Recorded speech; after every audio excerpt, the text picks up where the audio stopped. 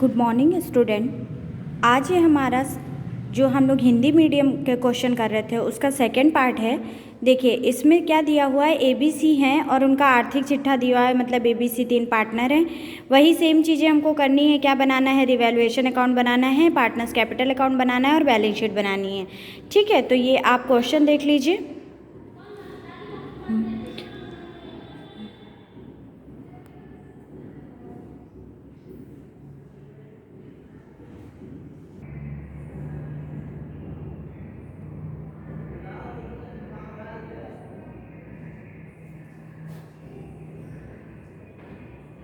तो सबसे पहले हमने क्या बताया था कि सबसे पहले हम क्या देखते हैं, एडजस्टमेंट देखते हैं। क्वेश्चन रीड करने की जरूरत नहीं, सबसे पहले आप उसकी बैलेंस शीट ना देखें, सबसे पहले ऐसे ही देख लो कि ABC 3 पार्टनर हैं और उसके बाद में उसकी एडजस्टमेंट पे आ जाओ कि नीचे आपकी समायोजनाएं क्या देकर रखी हुई है। तो देखोगे नीचे आपका दिया हुआ है, यह तय हुआ, यहाँ से पढ़ना शुरू करेंगे। ABC का आर्थिक चिट्ठा इसलिए इस प्रकार है जो कि लाभों तथा हानियों को क्रमशः 6, 5 और 4 रेशियो क्या है इनका, 6 है, 5 है और 4 है। ठीक, ये रेशियो हो गया है।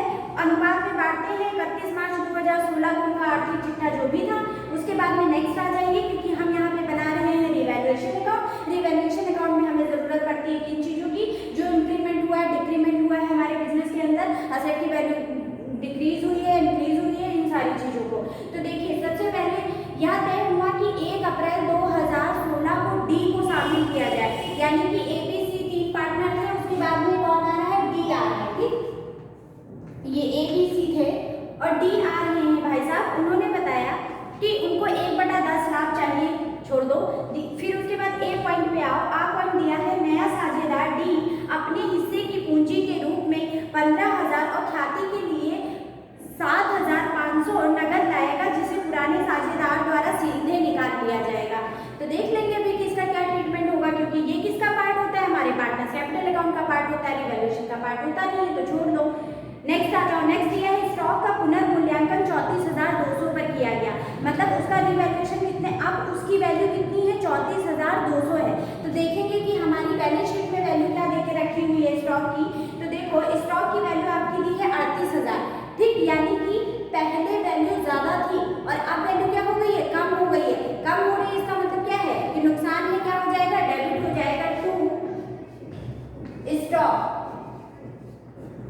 ठीक, कितना है, 3,800।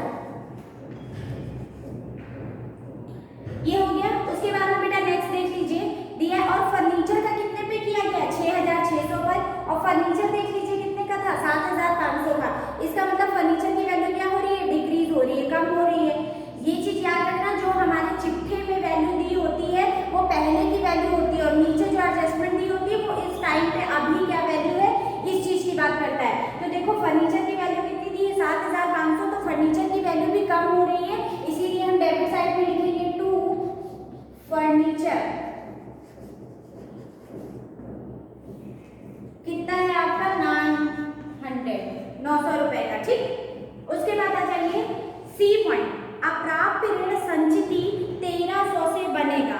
इसका मतलब क्या है, इसका मतलब ये है कि अप्राप्य ऋण संचिति का मतलब होता है कि हम किसी चीज, संचिति मतलब प्रोविजन, मतलब जो चीजें हमें नहीं रिसीव हो रही हैं उसके लिए हमें 1300 रुपए का क्या बनाना पड़ेगा, प्रोविजन।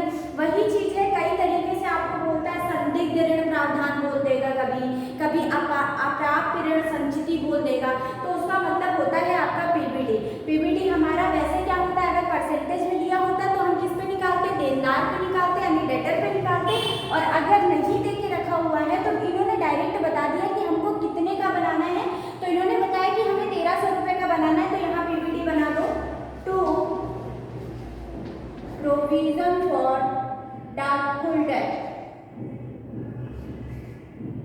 1300। ये हो गया सी पॉइंट आपका। कुछ ना क्लियर हो तो पूछ लेना बाद में। उसके बाद ये भूमि तथा भवन के मूल्य में 15,000 से वृद्धि हुई। भूमि और भवन जो था वो 15,000 से वृद्धि हुई, यानी कि 15,000। अब देखो जैसे यहाँ पे इन्होंने डायरेक्ट बोला कि 1300 रुपए से अप्राप्य ऋण संचित बनाना है, तो हमने बना दिया। अब ये कह रहे हैं भूमि और भवन की वैल्यू जो भी हो उसमें इंक्रीमेंट कितने का लगा है, 15,000 का, तो बढ़ रही है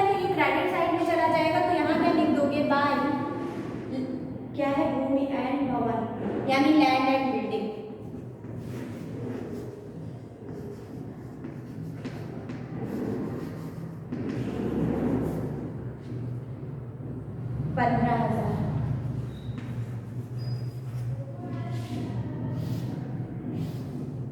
टोटल कर लीजिए इसका। आपको पता है इधर की वैल्यू ज्यादा आएगी, 15,000 ज्यादा है। यहाँ तो आप देख रहे 3,000 और एक 4,000 और ये तुम्हारा 5,000। ठीक, तो यहाँ आप कितना कितना लिख दोगे, 15,000। देन यहाँ पे आपका 15,000। ठीक, अब इसमें से ये माइनस कर लोगे। ठीक, तो ये तुम्हारा कितना हो गया, 3,000 तो यही हो गया, और 3 और 9 और 1 ये देखो तुम्हारा आएगा 15, 8, 4, 5, 9,000। ठीक है, ये आप करके देख लीजिएगा, आपका कितना आएगा, 9,000 आएगा। तो क्या लिख देंगे, जो प्रॉफिट होगा वो हम ट्रांसफर कर देते हैं पार्टनर्स के कैपिटल अकाउंट में। टू प्रॉफिट ट्रांसफर टू, ये बहुत बार करा चुके हैं, transfer to partners capital account. ये अपने आप लिख लेना, क्या क्या दिया हुआ है आपका देख लीजिए। दिया ए, बी और सी, तो कितना कितना पैसा आ जाएगा, 9,000 रुपए था। तो देखिए 9,000 करके देख लीजिए, 9,000 इंटू ए का निकालेंगे 6 अपॉन में कितना 6 और 5 कितना हो जाएगा 11 और 11 और 4 कितना हो जाएगा 15। ये 15 6 का 90, 6 और ये कितना आ जाएगा 6 6 3600। ये हो गया ए का। ठीक, ऐसे बी का निकालोगे तो ये तो काट ही दिया, बी की जगह आप क्या लिखोगे 5 लिख दोगे, तो बी का कितना आ जाएगा 3,000। ये डायरेक्ट लिख लो। देखो ए का आ जाएगा आपका 3600, बी का आ जाएगा आपका 3,000 और सी का आपका कितना आ जाएगा, यहाँ आ जाएगा 4 6 6 24 और इसका टोटल आ जाएगा आपका 9,000। ठीक, तो ये हो गया तुम्हारा रिवैल्यूएशन अकाउंट। अब उसके बाद में हमें क्या बनाना होगा, उसके बाद बनाना पड़ेगा पार्टनर्स कैपिटल अकाउंट। तो कल की तरह ही पार्टनर्स कैपिटल अकाउंट बना लेते हैं।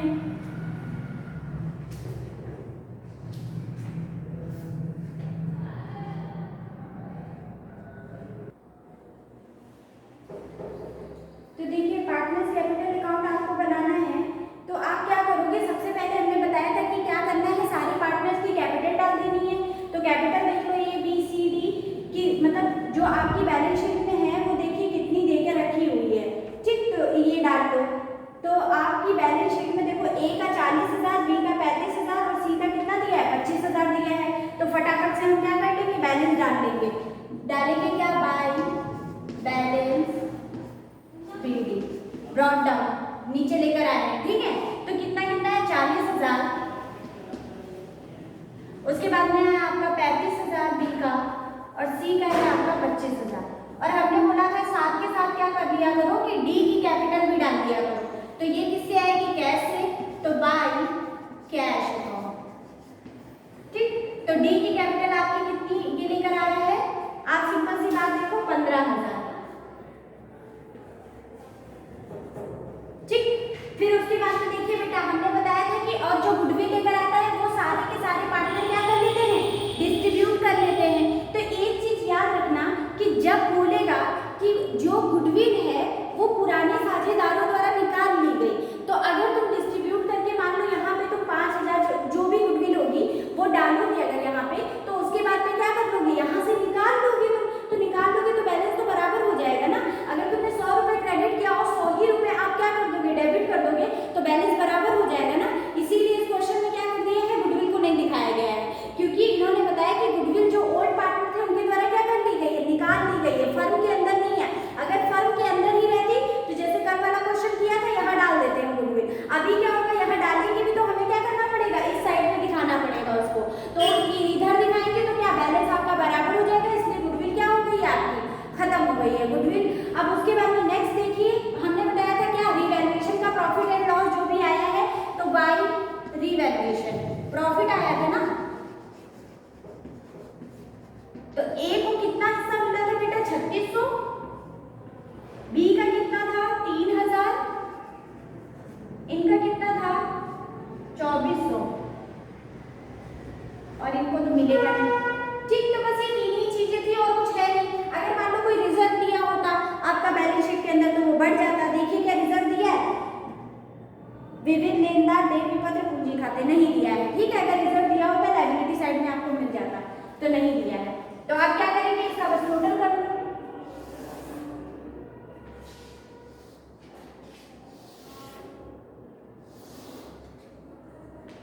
ये हो गया आपका 15,000।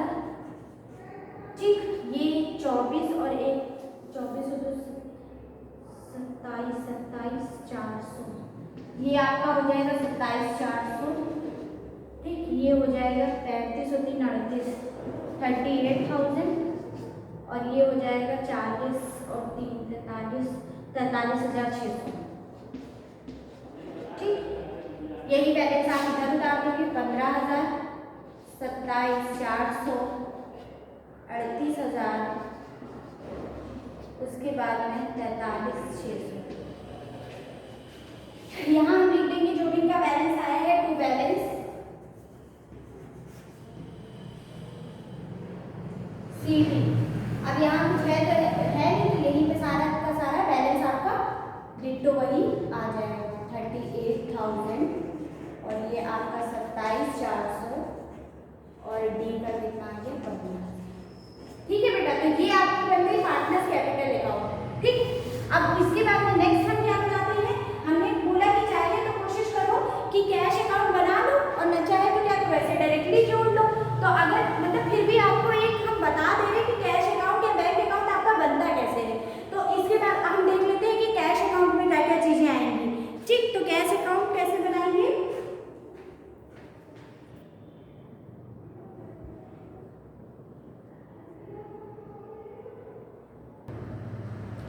देखो छोटा सा काम बता दे रहे हैं, इसमें कुछ नहीं करना होता है। जो आपका बैलेंस दिया होता है, तो बैलेंस आपका कैश क्या होती है, असेट होती है। असेट होती है तो वो किस असेट साइड दी होगी, तो यानी कि इस साइड पे दी होगी आपकी बैलेंस शीट की। तो आप क्या करोगे, जब क्रॉस एंट्री करोगे तो कहाँ आएगी, वो डेबिट साइड में आएगी, टू बैलेंस।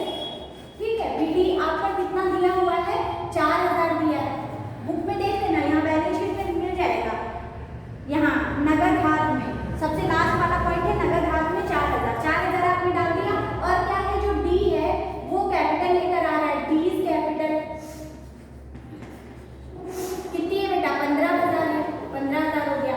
अब देखो, अगर ये गुडविल पुराने साझेदारों ने निकाली नहीं होती ना, तो इसकी गुडविल भी लिखी जाती, लेकिन वो निकाल दी गई है तो आपको कैश की तरह है ही नहीं फर्म के अंदर। तो जब कैश की तरह है नहीं तो क्यों दिखाएंगे, नहीं दिखाएंगे। तो इसीलिए ये आपका क्या हो जाएगा, जो कैश का अमाउंट है ये 19,000 आ जाएगा और यही बैलेंस आपका कहाँ चला जाएगा, बाय बैलेंस शीट 19,000। ठीक है बेटा, ये आपका 19,000 आ गया कैश में। आप सीधा सिंपल सा समझ लेते हैं फटाफट से, बस इसकी बैलेंस शीट बची हुई है, बैलेंस शीट कर लेंगे तो खत्म हो जाएगा क्वेश्चन।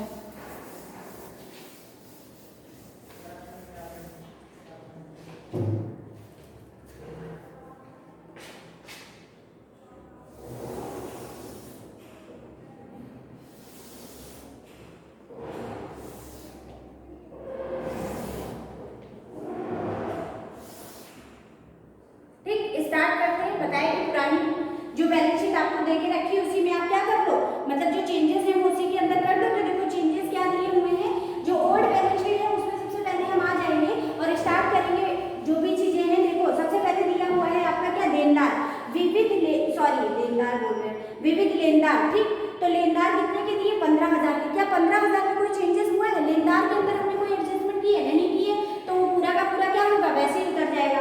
उसके बाद ये है बेटा देय विपत्र, देय विपत्र में कोई चेंज हुआ है, नहीं चेंज हुआ है, तो वो भी क्या करेंगे, वैसे ही उतार लेंगे। नेक्स्ट अब चलिए पहले दो चीजें उतार लेते हैं। ठीक है, ये आपका है बैलेंस शीट। आगे आप लिख लीजिएगा फॉर द ईयर एंडेड, जिसके लिए आप बना रहे हो। ठीक, तो यहाँ पे आपका आ जाएगा क्रेडिटर 15,000 के हैं। एक सेकेंड, हाँ 15,000 के क्रेडिटर हो गए। उसके बाद में नेक्स्ट है आपका देय विपत्र यानी बिल्स पेबल, बीपी बोलते हैं इसको। ठीक, बिल्स पेबल आप लिख लीजिएगा। ठीक, 7,000 के ये हो गए। उसके बाद में बेटा आपका दिया है कैपिटल, तो कैपिटल अकाउंट में चेंज तो होता ही है, इसी के लिए हम क्या करते हैं, कैपिटल अकाउंट बनाते हैं। तो कैपिटल अकाउंट में क्या, आप सब पहले क्या है, बैलेंस शीट में आपको 3 लोगों की कैपिटल दी होगी, लेकिन इस बार क्या होगा,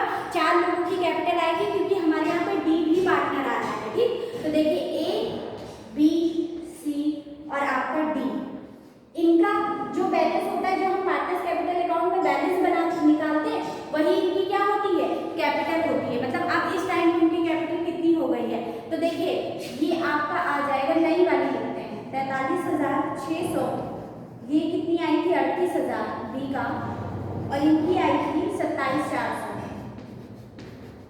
और डी की बेटा ये 15,000 लेकर आया था। टोटल करोगे 1,24,000 आ जाएगा। अब इधर तुम्हारा क्रेडिट ये लायबिलिटी साइड कंप्लीट हो गया है। अब हमें किसके साइड आना है, असेट साइड में। तो असेट साइड में देखो क्या क्या देके रखा हुआ है। असेट में दिया है भूमि तथा भवन जो है वो 50,000 का है, लेकिन याद करो भूमि और जो भवन था उस पर हमने क्या किया था, कुछ बढ़ा था, 15,000 रुपये बढ़ गए थे। तो यहाँ देखो land and building, land and building, ठीक।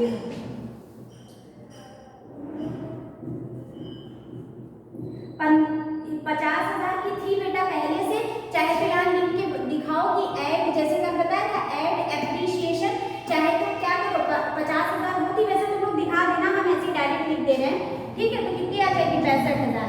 कहाँ से आई है बेटा, ये 50,000 रुपये तो आपको दिया ही हुआ है, और जो बेटा 15,000 बढ़ गया था, बढ़ जाएगा तो वैल्यू क्या कर लोगे, ऐड तो कर लोगे, दोनों को ऐड करोगे तो कितना आ जाएगा 65,000। फिर उसके बाद देखिए सेकंड चीज क्या देके रखी हुई है, सेकंड दिया है फर्नीचर। फर्नीचर कितना है 7,500, लेकिन याद रखो कि क्या है, इसकी वैल्यू डिक्रीज हो गई थी, इसकी वैल्यू कितनी आ गई थी हमारी 6,600 आ गई थी।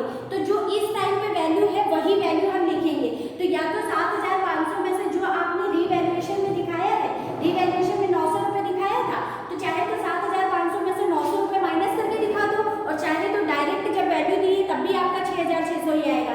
चाहे तो आप क्या कर दो, उसकी डायरेक्ट वैल्यू लिख दो। तो स्टॉक सॉरी फर्नीचर की वैल्यू लिख दो, फर्नीचर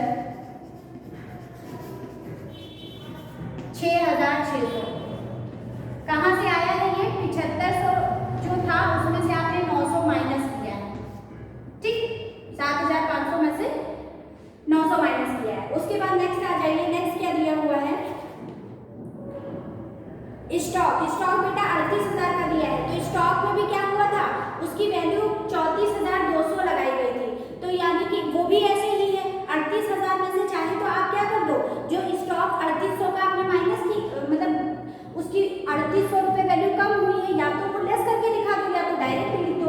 तो यहाँ पे आपका क्या आ जाएगा, स्टॉक कितनी वैल्यू हो गई इसकी 34,200। कहाँ से आया है ये बेटा आपका 38,000 बैलेंस शीट में दिया हुआ था, और वैल्यू हमने इसकी कम कर दी थी 3,800। ये हो गया आपका स्टॉक, ठीक है। थोड़ा समझ जाना, विचित्र विचित्र हो गया है, लेकिन बोल रहे हैं आवाज से तो समझ में आ ही रहा होगा। उसके बाद में देखिए नेक्स्ट आ जाइए, नेक्स्ट दिया हुआ है डेटर। डेटर आपकी कितनी की है 15,000 की, ठीक है। तो 15,000 में हमने क्या बनाया था, प्रोविजन भी बनाया था। तो प्रोविजन बनाएंगे तो क्या वो लेस कर देंगे, तो ये हो जाएगा आपका डेटर कितना का है 15,000 का है। उसमें से आप क्या कर दोगे, 1,300 का जो प्रोविजन बनाया है वो माइनस कर दोगे, ठीक। एक सेकेंड,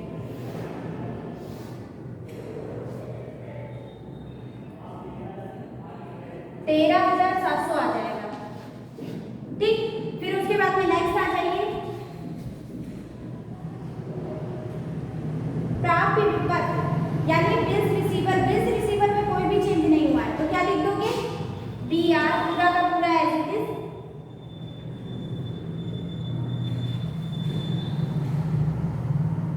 $7,500 का है, 7,500। उसके बाद में बेटा नेक्स्ट आ जाइए क्या, कैश इन हैंड। तो कैश आपका कितना, अभी एडजस्टमेंट किया था, कितना आ गया था 19,000 आ गया था। तो आपने ये बैलेंस शीट प्रिपेयर कर ली, अब कुछ नहीं करना है, इसका टोटल कर लो। लायबिलिटी साइड और एसेट साइड जो है वो आपका क्या हो जाएगा, बराबर आ जाएगा। तो 1,46,000, और ये वाला भी कितना आ जाएगा 1,46,000, ठीक। तो ये आपका हो गया खत्म। तो आज का ये क्वेश्चन हो गया, ठीक है। अब बाकी नेक्स्ट क्वेश्चन कल करेंगे। इतना कर लेना, कोई दिक्कत या डाउट होगा तो मैसेज कर देना, पूछ लेना।